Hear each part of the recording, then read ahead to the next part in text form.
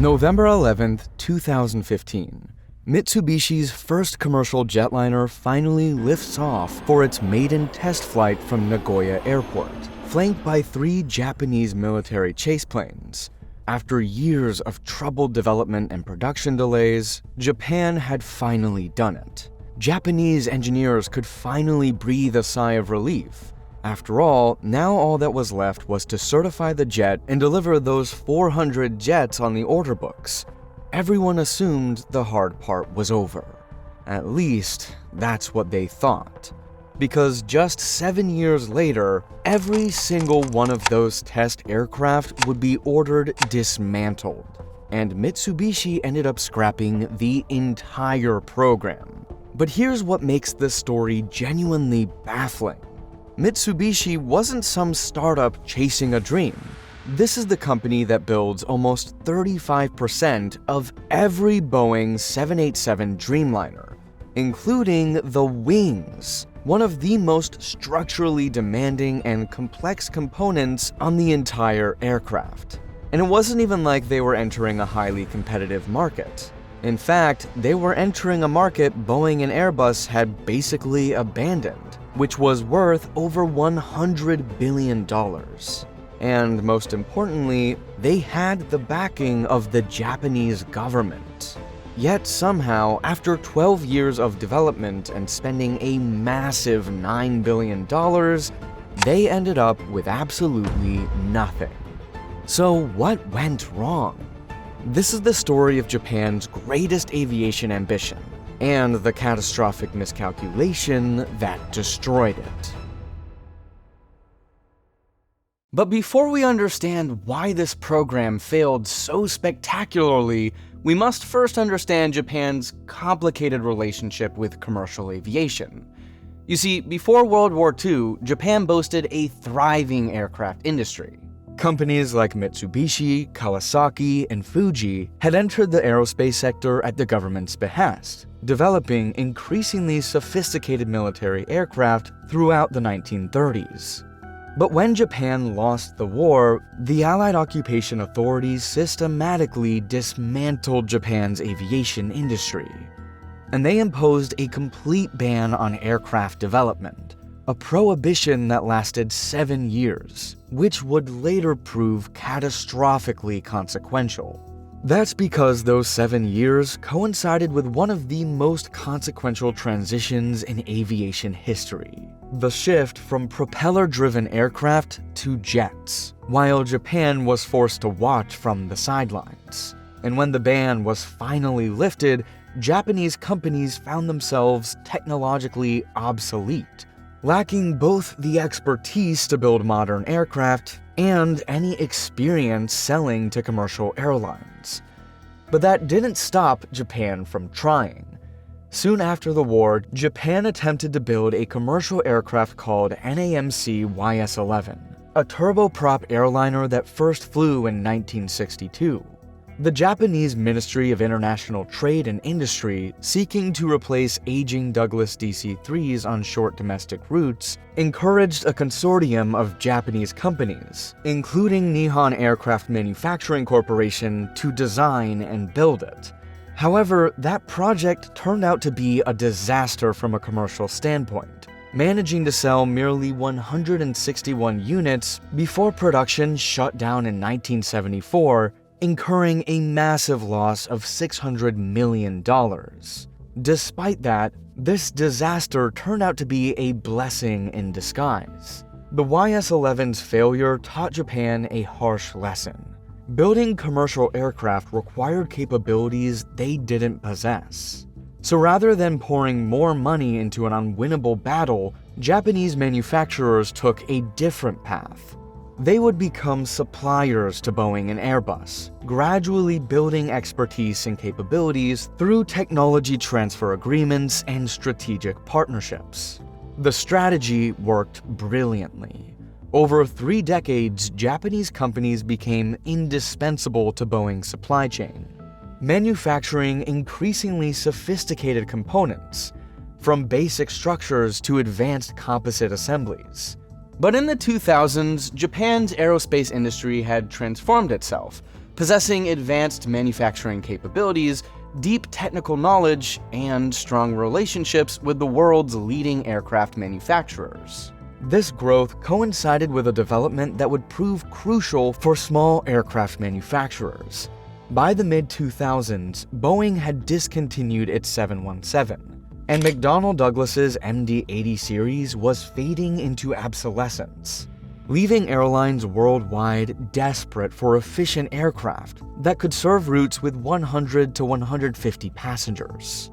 Boeing and Airbus did offer shortened versions of the 737 and A320, but these were aircraft that retained the structural weight and oversized wings of their larger siblings, design characteristics that made their operating costs painfully high.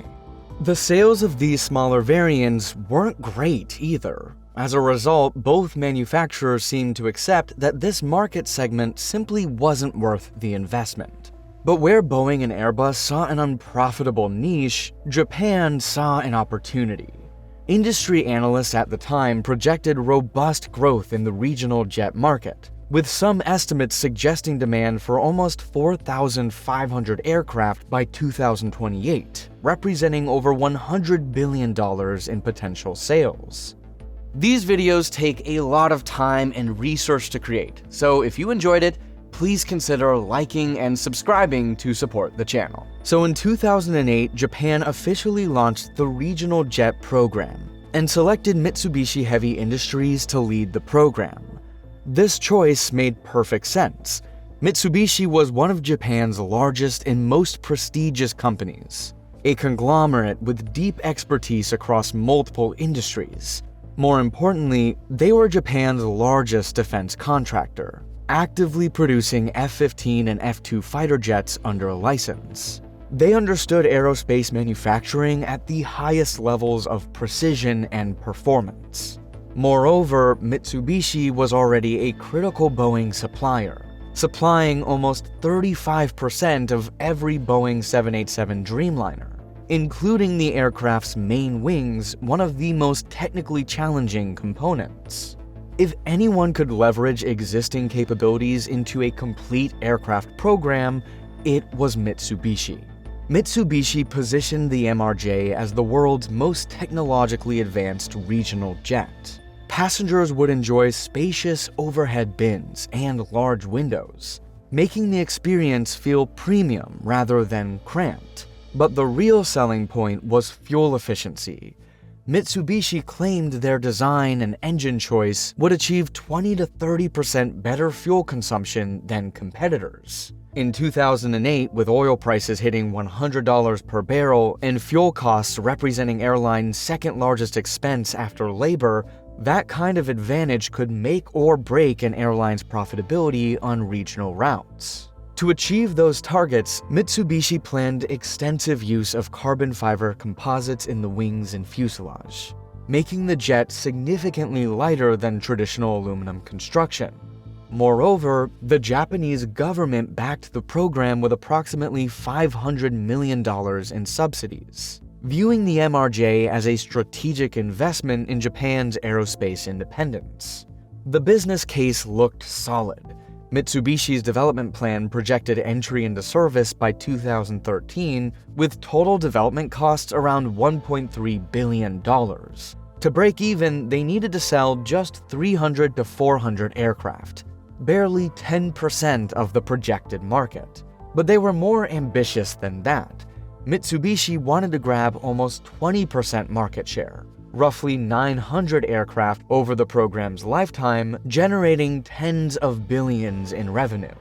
And when they received launch orders already secured from JAL, ANA, and major US regional carrier SkyWest, the path forward seemed even clearer.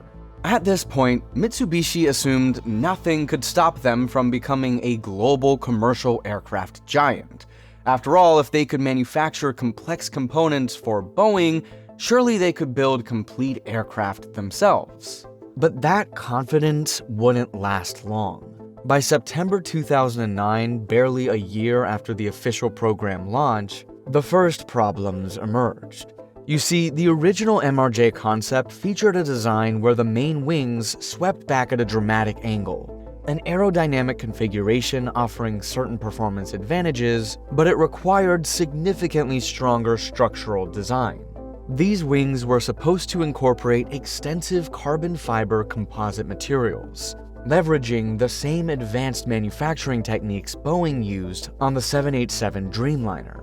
However, Mitsubishi suddenly decided to change the entire design, where the main wings would now be manufactured from traditional aluminum, and only the horizontal tail would retain composite construction, reducing the aircraft's composite content from 30% to perhaps 10 to 15%. While the official explanation for this dramatic redesign remained vague, industry observers suspected supply chain constraints. Toray Industries, Boeing's exclusive carbon composite supplier in Japan, was already producing unprecedented quantities of advanced composites for the 787 Dreamliner. Adding another composite-intensive aircraft program to that workload, particularly on Mitsubishi's aggressive timeline, may have pushed their capacity beyond the breaking point. Whatever the reason may be, the consequences were immediate. The first flight was now delayed by 6 months, pushing deliveries to early 2014. At the time, this delay seemed manageable, a minor setback in what everyone expected would be a triumphant program. But nobody had yet understood this was merely the opening act in a decade-long cascade of failures. Interestingly, Boeing had been watching Mitsubishi's progress with considerable interest. The two companies maintained a comprehensive alliance, partly the result of political requirements that forced Boeing to allocate production to Japanese manufacturers. Essentially a technology transfer agreement that Japan had leveraged brilliantly to build domestic capabilities. So, to meet the 2014 deadline, Boeing executives made a genius suggestion that, in retrospect, might have saved the entire program. Use the Boeing 737 cockpit for the MRJ. The proposal made tremendous business sense. Mitsubishi could tap into Boeing's global supply network, achieving economies of scale impossible for a startup program. Pilots already familiar with the 737 cockpit would require minimal additional training, making the aircraft more attractive to airlines. Moreover, it would have allowed Boeing to rebrand the aircraft under its name for the US market, providing Boeing with a ready-made modern alternative in a market segment where they had no competitive offering. But there was a problem. The Japanese government policy required that at least 30% of the aircraft be domestically sourced, and accepting Boeing's cockpit would have made meeting this threshold significantly more challenging. And Japan wanted more than just another aircraft. They wanted to demonstrate indigenous technological capability. So Mitsubishi declined Boeing's offer and pressed forward with their own design, a decision that would come to haunt them later. But as Mitsubishi proceeded on their own, they immediately hit roadblocks they'd never anticipated. The thing is, when Boeing or Airbus needs parts, suppliers prioritize those orders. These two giants produce hundreds of aircraft annually, offering suppliers guaranteed volume, economies of scale, and predictable revenue streams, which give them enormous leverage over smaller competitors. Suppliers organize their entire production schedules around Boeing and Airbus delivery timelines, while everyone else waits. Mitsubishi found themselves stuck in this secondary tier. When critical components weren't available, production stopped. Schedules slipped.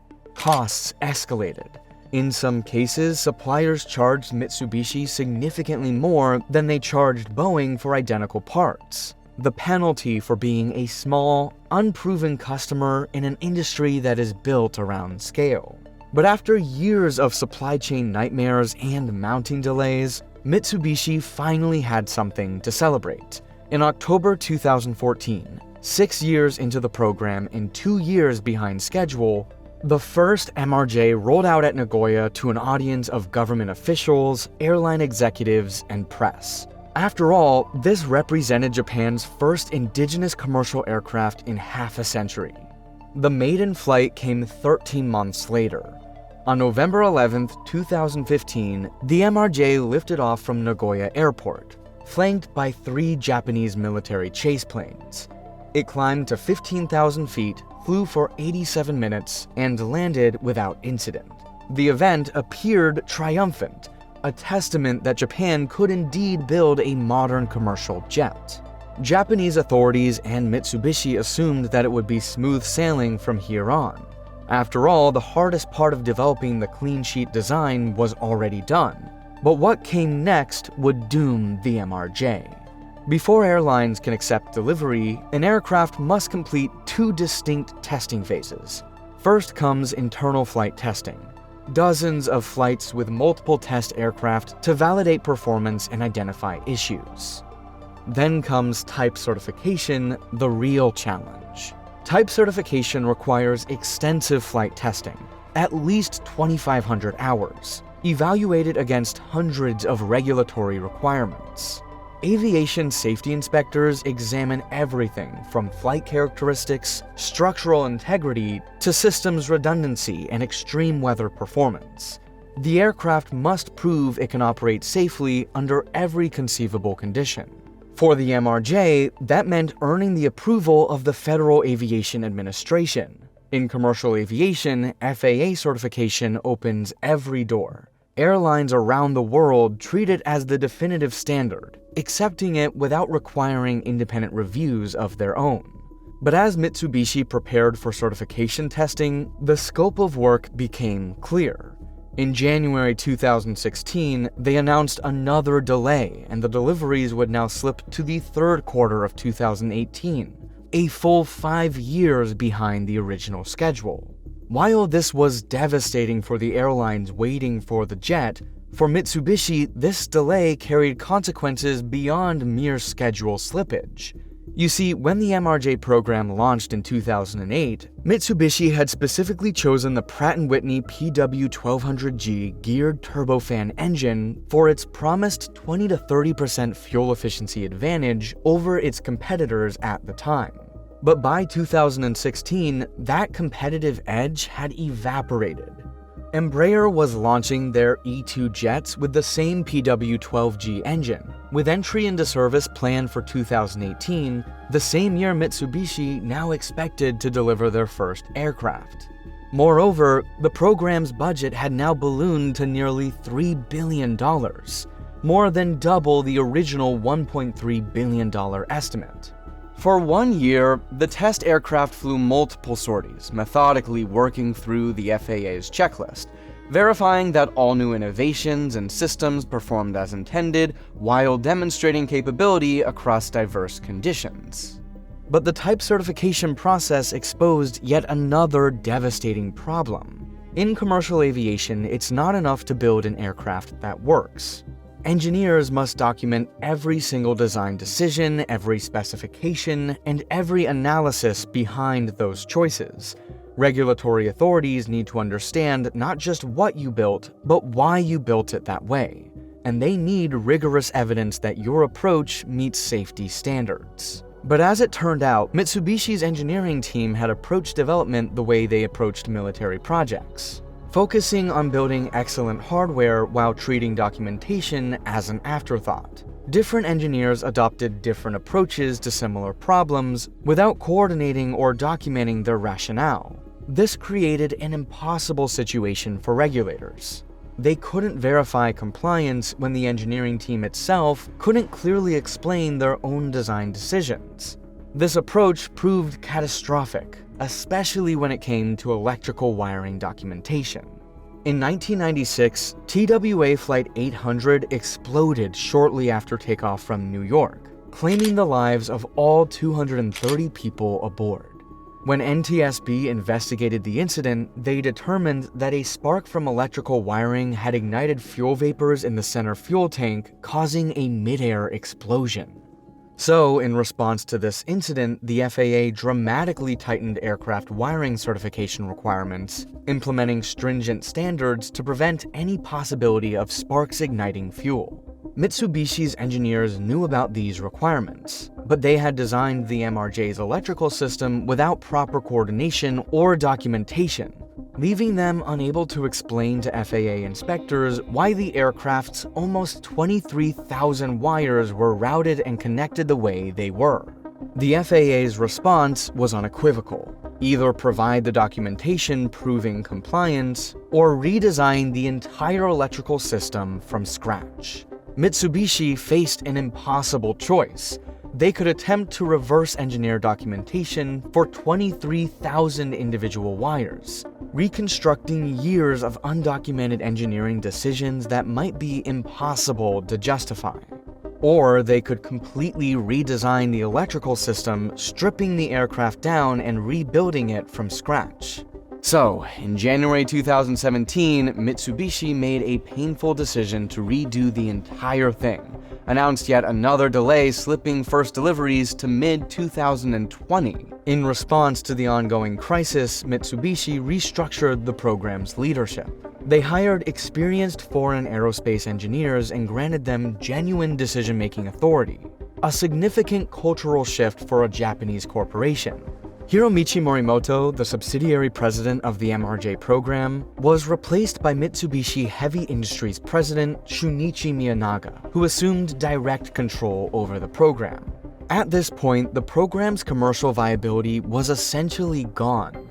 Even if deliveries began in 2020, recovering $3 billion in development costs was mathematically impossible.